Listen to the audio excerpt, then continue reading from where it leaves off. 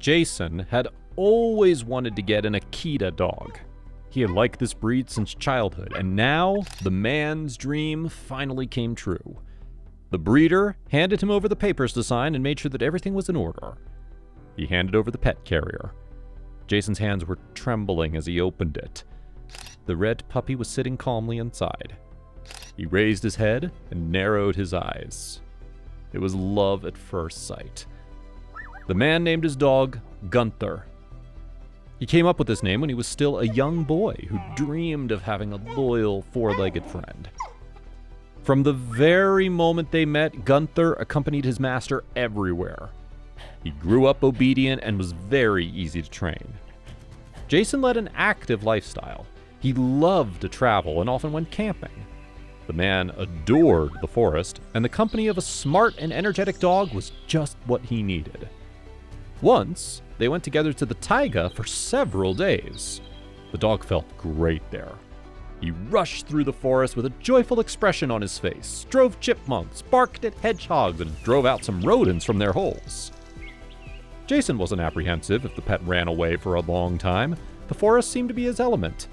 The Akita could handle a wolf if need be, and he was unlikely to go against a tiger or a bear. The man didn't call out for Gunther when they walked around the forest. Many owners do that. They constantly call out for the dog to come back, but that's wrong. The animal gets used to it and begins to rely on the person, expecting to hear their owner's voice constantly.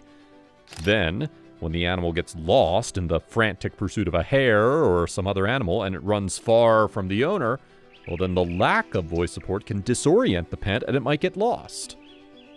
On the other hand, Gunther always handled the long walks in the forest great. However, something went wrong at that time. It was already getting dark, but the dog hadn't come back. Jason started getting nervous, looking for his friend, but all of his attempts to find the dog were unsuccessful.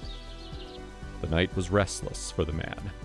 Sitting in his tent, the man couldn't fall asleep, listening intently to every sound of the rustling grass or wind, and even the howling of some animals. In the morning, the young man decided to warm up some tea over the fire, have a hearty breakfast, and then set out in search of the dog. Leaving the tent and other equipment at the campsite, anxious thoughts were swirling around in Jason's head. What could have happened? Why didn't Gunther come back? Did he fall into a trap of some kind?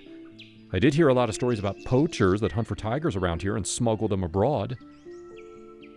Suddenly, the man heard a loud rustling sound, and his pet stepped out from behind the bushes.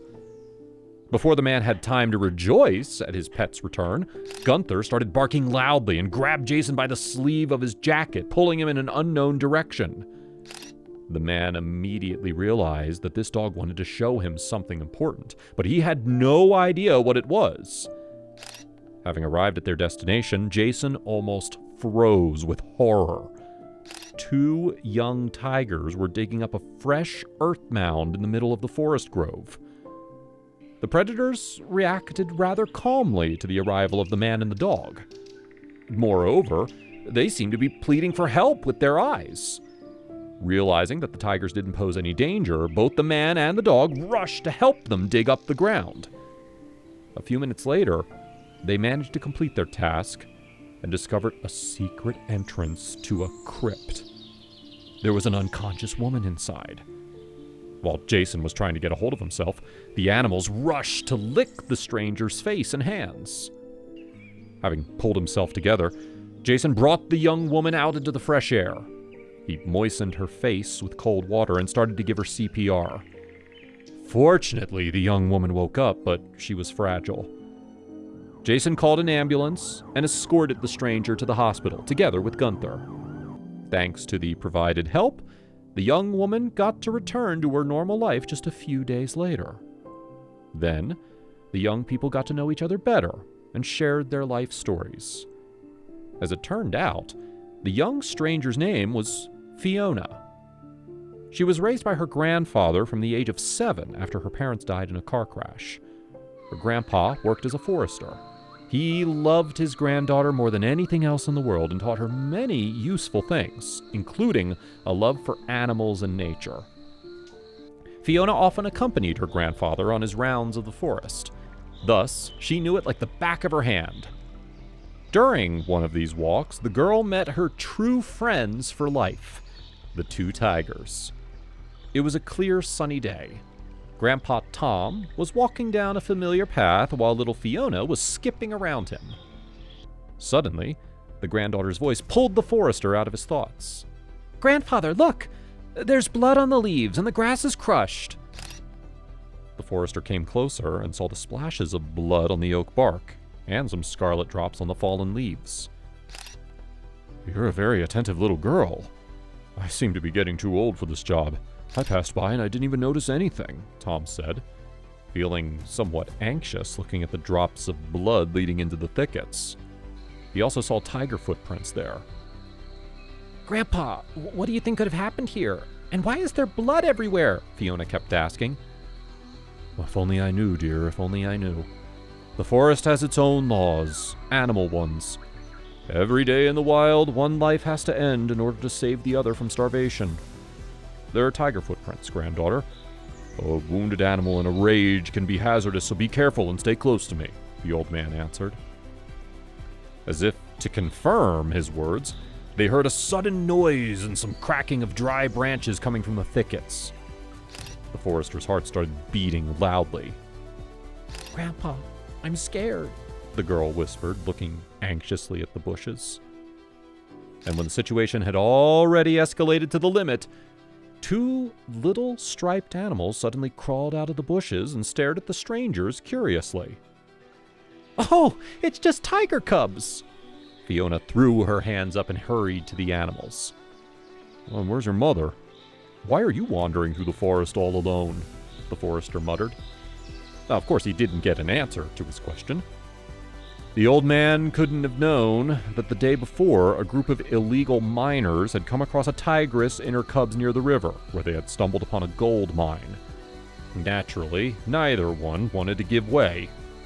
Therefore, the gold miners shot at the tigress and hit her several times. The poor animal was injured badly while her cubs tried to hide in the forest. Maternal instinct is an incredible thing. It drove the bleeding tigress into the dense thickets, away from human eyes, until she completely ran out of strength and collapsed at the trunk of an old pine tree. The cubs poked their noses into her body, unable to understand what had happened. Then, they wandered off into the wild on their own, searching for food and crying plaintively, getting weaker from hunger. "Grandpa, they're biting my fingers and licking my hands," Fiona giggled. "Well, they must be very hungry. Who knows how long they've been wandering out here all alone," answered the forester, taking a piece of bread out of his pocket. He broke it in half and gave it to the striped animals. The cubs immediately devoured the treat. "Let's take the cubs home with us. I'll take great care of them, I promise. I'll become the best student in my class. Just, please, let's take them home," the girl was incessant. "Okay, honey. I feel sorry for them too. We'll take them home, don't worry," Tom smiled. That day, the forester and his granddaughter returned home with the little cubs. They immediately recognized Fiona as their owner as she hugged the small, fluffy animals. Fiona immediately grew attached to the little cubs.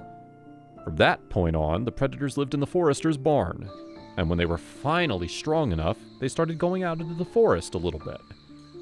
When fall came and the nights became colder, Tom went into the forest every morning to collect firewood to use on the stove. One day, standing by a huge century-old oak, he noticed that its bark was bristling strangely, sticking out unnaturally. The old man came up to the tree and pulled at it. There was a skillfully hidden stash in the hollow tree. It was a bag of gold. Tom decided not to tell anyone about it. He was afraid that the owner of the gold could show up. The forester didn't know that he had accidentally stumbled upon the stash of some foreign miners. They were mining gold illegally on this side of the river, and thus didn't pay their share of the fines to the local government. The gold miners were convicted, but they managed to hide their gold before being arrested. Tom kept the gold in the cellar for several days. And when he started feeling weaker, he told Fiona the truth about his find. Winter came, and when the first snow covered the ground, the old forester passed away. His granddaughter decided to do the right thing with the gold and handed it over to the state. The share assigned to her by law turned out to be very impressive and could allow the woman to live comfortably for 10 years at least. Now, the woman's life was very good at first. She took care of the household, and she didn't forget about her friends, too. Every morning, she brought fresh meat or fish and then went to the forest to feed the tigers, who were always waiting for their human friend. But one day, the woman didn't show up to feed her predators. And that was the day that Jason and his dog saved Fiona from a terrible death in the crypt. Unfortunately, an ex-con, alcoholic Rob, found out about the young woman's money. He had only recently returned to the village, having served yet another sentence for robbery, and he didn't know any other way to earn money except for stealing. Fiona had come home from the store and caught the man red-handed. He was trying to steal all her savings. When the woman started screaming and threatening to call the police, Rob hit her on the head with a blunt object. Then he got afraid that he'd killed the woman, and so he decided to hide the body in the forest. Fortunately, this story ended well. The woman survived thanks to her faithful tiger friends and new acquaintances, Jason and Gunther, and the criminal went back to jail. Now, Fiona takes walks in the forest with her new friend Jason and his dog every day, never failing to bring a gift for her predator friends. It seems that these two young people are in for a very happy future together.